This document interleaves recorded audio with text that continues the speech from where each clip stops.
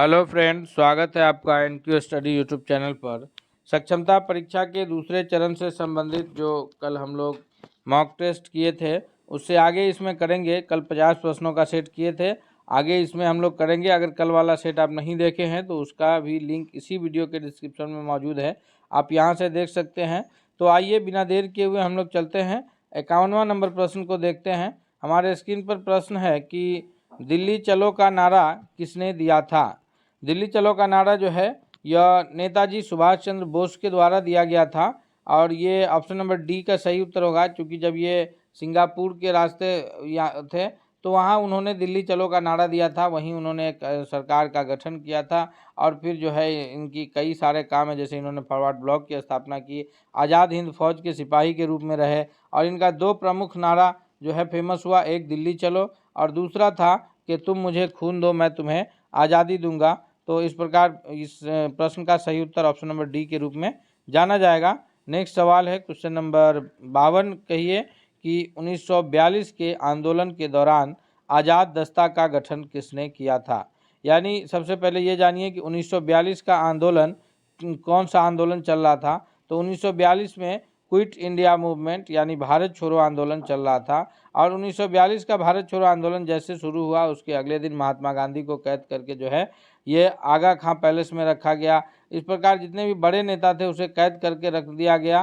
तो इस दौरान जो आज़ाद दस्ता का गठन यह जो हुआ था यह नेपाल के साइड में हुआ था और इसको करने का काम किए थे Loknayak Jayaprakash Narayan. Option number C सही जवाब हो जाएगा, क्योंकि जयप्रकाश नारायण जी के नाम के आगे लोकनायक शब्द जुड़ता है। आज़ाद भारत में भी इन्होंने जो है संपूर्ण क्रांति का आह्वान किया था, तो इसलिए इनका इतिहास में जो है महत्वपूर्ण स्थान है। अगले सवाल की ओर बढ़ते हैं, इससे पहले हम आपसे रिक्वेस्ट करेंगे कि दोस्तों यदि आप हमारे चैनल पर नए हैं तो प्लीज़ आप चैनल को सब्सक्राइब करते हुए बेल आइकन को जरूर दबा लीजिएगा। साथ ही साथ अगर वीडियो पसंद आए तो लाइक करते हुए दोस्तों के बीच शेयर कीजिएगा। क्वेश्चन है कि 1942 के किस कांग्रेस अधिवेशन में अगस्त प्रस्ताव अथवा भारत छोड़ो प्रस्ताव पारित हुआ।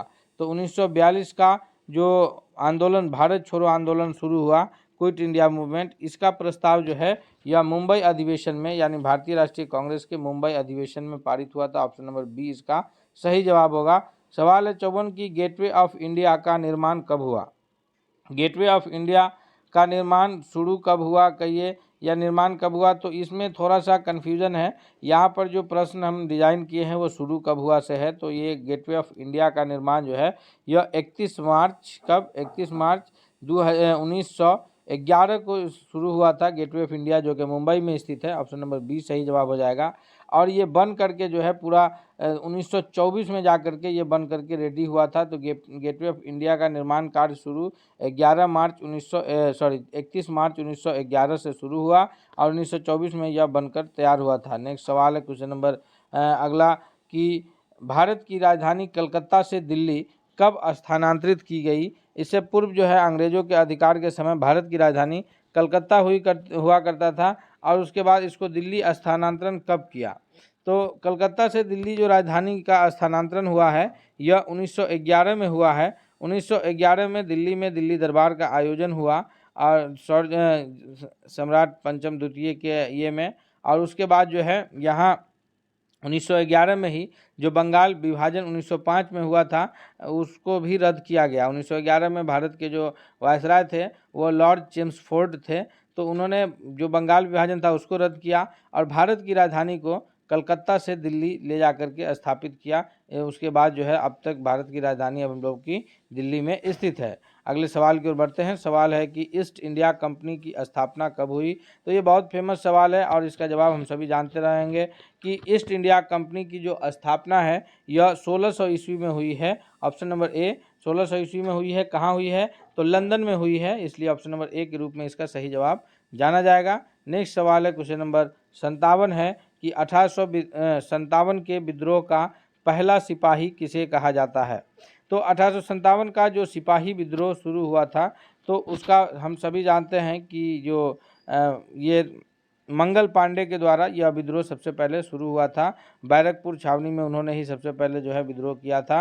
तो पहला सिपाही के रूप में जो नाम आता है वह मंगल पांडे जी का नाम आता है। ऑप्शन नंबर सी इसका सबसे सही जवाब होगा। हालांकि बाकी सभी लोग जो है उसमें जुड़े हुए हैं। वीर कुंवर सिंह का बिहार से संबंध था, लक्ष्मीबाई जो है झांसी से लड़ी, नाना साहब कानपुर से लड़े। तो इन सभी का 1857 के विद्रोह से जो है संबंध रहा है। लेकिन जो पहला सिपाही माने जाते हैं वो मंगल पांडे माने जाते हैं। नेक्स्ट सवाल है कि रानी लक्ष्मीबाई के चिता को किसने कहा था कि यह सोई हुई महिला विद्रोहियों में एकमात्र मर्द थी। तो यह कथन किस अंग्रेज अधिकारी का है जिसने ये कहा था? चूँकि झांसी की रानी ने इस प्रकार लड़ा था कि सारे लोग उनके ये से कायल थे। तो ये कथन हीरोज का है जिसने ये कहा था कि ये जो महिला है यह मतलब जो इनकी ग्वालियर में इनको जो है ये धोखा दे करके इन पर हमला कर दिया गया, इनकी हत्या कर दी गई। तो वहाँ पर जो है इनके चिता के पास ये कहना था इसका हीरोज का कि यह सोई हुई महिला विद्रोहियों में एकमात्र मर्द थी। अगले सवाल की ओर बढ़ते हैं। क्वेश्चन नंबर 59 है कि 1857 के विद्रोह ने किसे भारत का सम्राट घोषित किया था?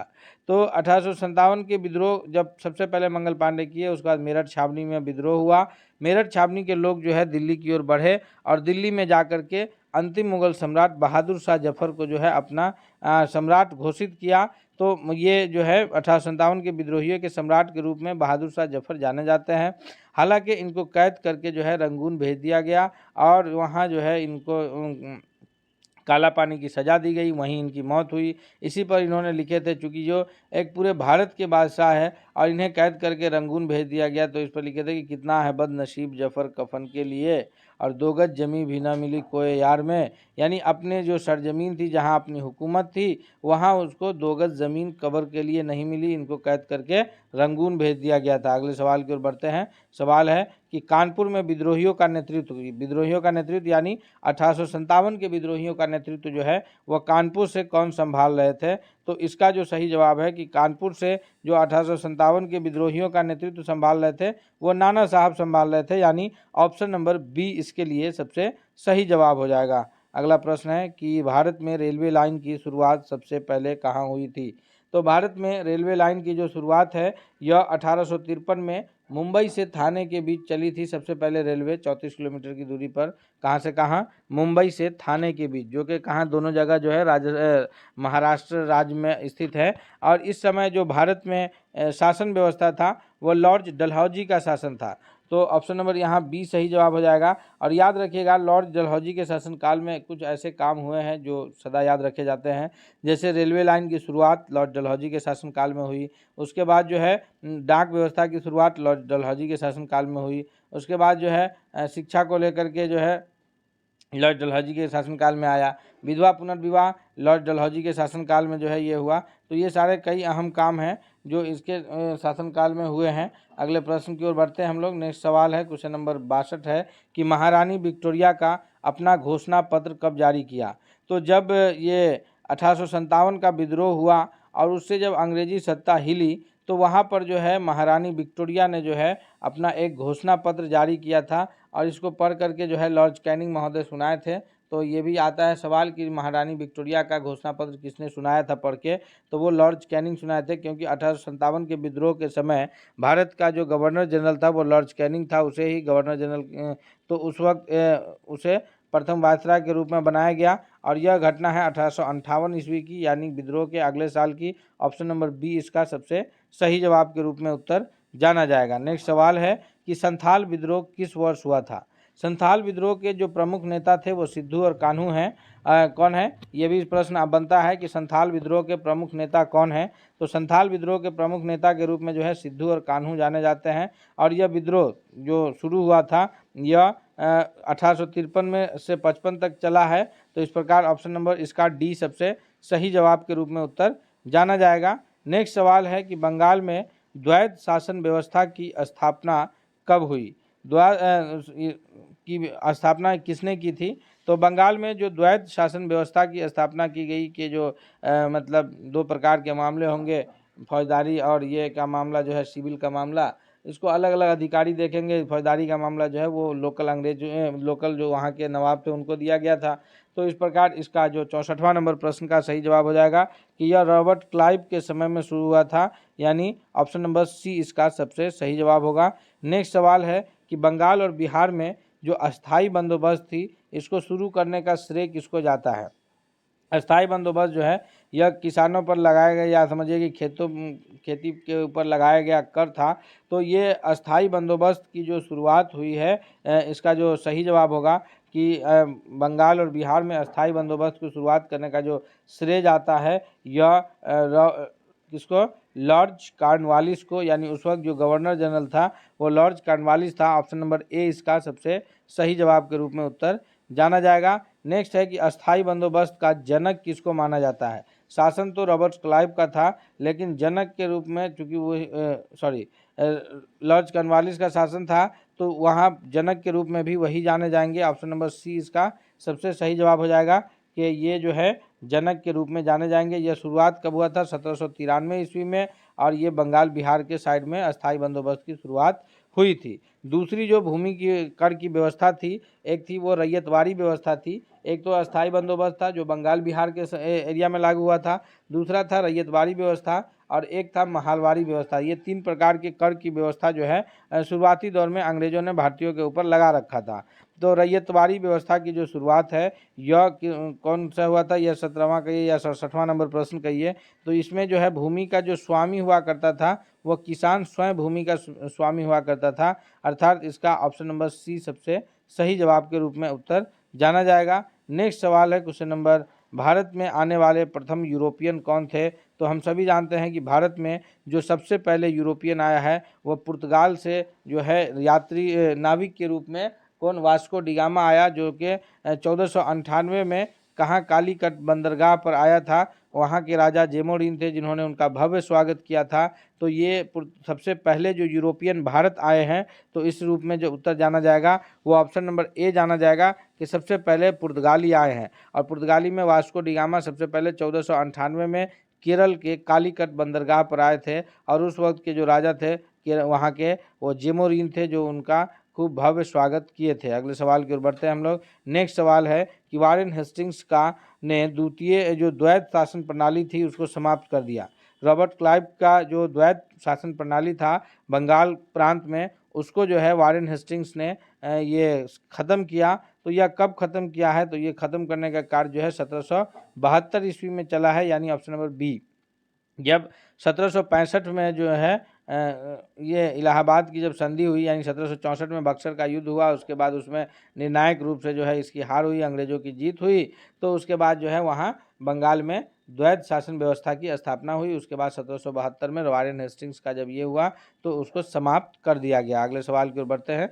सवाल है कि भारत में पहली बार डाक टिकट किस गवर्नर जनरल ने जारी किया था।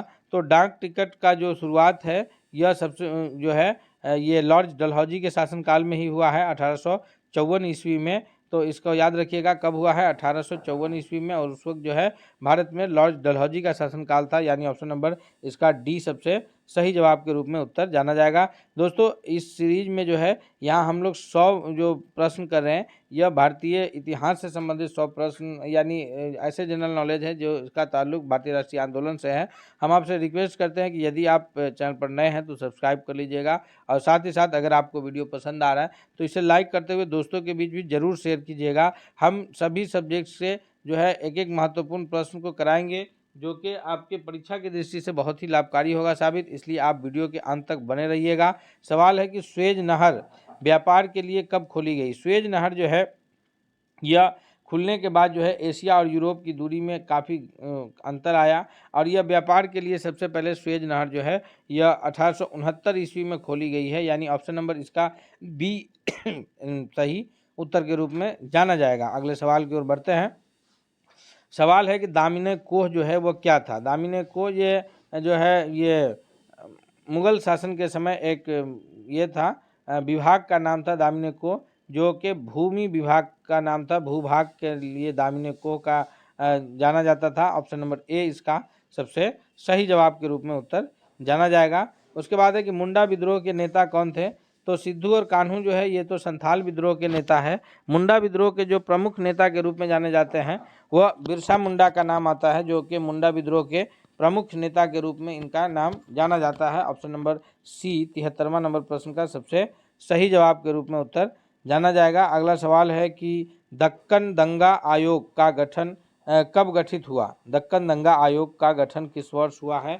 तो इस 74वां नंबर प्रश्न का जो सबसे सही जवाब के रूप में उत्तर जाना जाएगा वह हो जाएगा 74 का ऑप्शन नंबर ए कि 1875 ईस्वी में जो है दक्कन दंगा आयोग का गठन हुआ है। अगले सवाल की ओर बढ़ते हैं कि महलवारी व्यवस्था, जो कि दो व्यवस्था के बारे में हम लोग पीछे देखे हैं, एक अस्थाई बंदोबस्त जो कि बिहार के एरिया में लागू था, और दूसरा जो है रैयतवारी व्यवस्था, और तीसरा है महलवारी व्यवस्था। तो यह जो है महलवारी व्यवस्था इसके किसने लागू किया था? तो इसको लागू करने का जो श्रेय है वो ऑप्शन नंबर बी यानी रीड को जाता है। ऑप्शन नंबर बी इसका सबसे सही जवाब होगा। अगला है कि रैयतवारी बंदोबस्त के जनक कौन थे? तो रैयतवारी बंदोबस्त के जनक जो है मुनरो एवं रीड का नाम आता है। ऑप्शन नंबर सी इसका सबसे सही जवाब के रूप में उत्तर जाना जाएगा। नेक्स्ट सवाल है कि आईने अकबरी के लेखक कौन है? आईने अकबरी, आईन माने होता है कानून, आईने अकबरी यानी अकबर का कानून। तो इस प्रकार समझिए कि आईने अकबरी का अर्थ हुआ कि अकबर के शासन के दौरान जो अकबर की बात थी, शासन करने का तरीका था, उसका जो कानून था, उसको इस पुस्तक में संकलित किया गया है, इसलिए इसका नाम आईने अकबरी पड़ा है। आईन उर्दू लफ्ज है जिसका नाम अर्थ क्या होता है? अर्थ होता है संविधान या कानून। तो अकबर का संविधान या कानून के जो लेखक है वह है अबुल फजल, यानी ऑप्शन नंबर सी इसका सबसे सही जवाब हो जाएगा। आईने अकबरी के लेखक कौन है? अबुल फजल है। अगला है कि अकबर ने दीन इलाही की शुरुआत कब की थी? दीन इलाही अकबर के द्वारा शुरू किया गया एक प्रमुख ये है, इसमें अकबर ने जो है स्वयं को जिले इलाही घोषित किया और एक प्रकार की ऐसी व्यवस्था की कि हिंदू और मुस्लिम का जो ये था वो ख़त्म हो और आपस में लोग मिलजुल करके रहे। इसको लेकर के अकबर ने दीन इलाही चलाए थे। यह 1582 ईस्वी में शुरू हुआ था, यानी ऑप्शन नंबर इसका सबसे 1582 नहीं 1562 में शुरू हुआ दीन इलाही। ऑप्शन नंबर ए इसका सबसे सही जवाब के रूप में उत्तर जाना जाएगा। नेक्स्ट सवाल है क्वेश्चन नंबर 79 है कि अकबर ने तीर्थ यात्रा कर कब खत्म किया था? तो अकबर के द्वारा जो ये दीन इलाही की जो शुरुआत है यह 1582 ईस्वी में हुआ है और अकबर के द्वारा जो तीर्थ यात्रा कर की समाप्ति है यह 1563 ईस्वी में हुआ है। अकबर जैसे ही शासन शुरू किए थे तो उसके बाद जो गैर मुस्लिमों को यानी हिंदुओं को समझिए जो तीर्थ यात्रा कर के रूप में एक जजिया कर का देना पड़ता था, तो जजिया कर की जो समाप्ति है अकबर के द्वारा 1563 ईस्वी में किया गया, यानी ऑप्शन नंबर ए इसका सबसे सही जवाब होगा। क्वेश्चन नंबर 80 है कि अकबर ने फतेहपुर सीकरी में जो है इबादत खाना का निर्माण करवाया था। तो इसका फतेहपुर सीकरी में जो उन्होंने ये जब दीन इलाही की शुरुआत किए तो फिर वहाँ पर एक इबादत खाना बनवाए ताकि सभी लोग जो है वहाँ बैठ करके आपस में ईश्वर का ध्यान लगा सके। तो इसकी निर्माण इन्होंने कब करवाया था? तो इसका निर्माण जो इनके द्वारा है 1573 ईस्वी में। ऑप्शन नंबर बी सबसे सही जवाब हो जाएगा कि किया गया था। दोस्तों आगे का प्रश्न हम अगले सीरीज में आपको उपलब्ध कराएंगे। हम उम्मीद करते हैं कि यह प्रश्न आपकी परीक्षा की दृष्टि से अधिक लाभकारी साबित होगा, इसलिए आपसे रिक्वेस्ट भी है कि यदि आप हमारे चैनल पर नए हैं तो सब्सक्राइब कर लीजिएगा और वीडियो पसंद आ रहा है तो दोस्तों के बीच भी शेयर कीजिएगा। मिलते हैं हम अगले सेट के साथ, तब तक के लिए बहुत बहुत धन्यवाद।